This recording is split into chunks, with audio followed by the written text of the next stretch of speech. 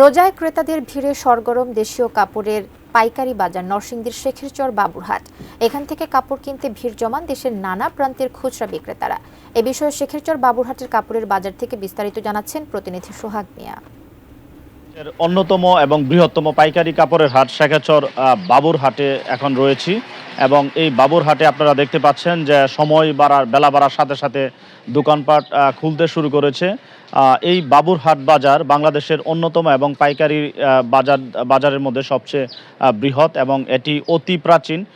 প্রায় 1934 সালে ব্রিটিশ পিরিয়ডে এই হাটটি প্রতিষ্ঠিত হয়। এখানে এই বাজারে মূলত sari, lungi, 3 piece, shirt piece, pant piece, panjabi এবং থান কাপড় সহ প্রায় সব ধরনের কাপড় একই হাটে পাওয়ার কারণে দেশের বিভিন্ন অঞ্চল থেকে যে পাইকারি ক্রেতারা রয়েছেন তারা এখানে সমাগম করেন। মূলত যে ঈদকে ঘিরে এখানে এই বাবুরহাট জমজমাট হয়ে ওঠে।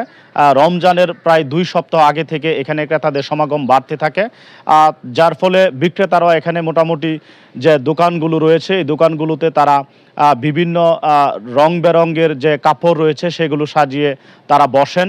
এখানকার পাইকারি ক্রেতা সেভাবে এখনো বাবুরহাট বাজারে ঢুকেনি, কারণ এই বাজার কিছুক্ষণ পরেই হয়তো বা দোকানপাটগুলো খুলবে এবং বাজার জমতে শুরু করবে।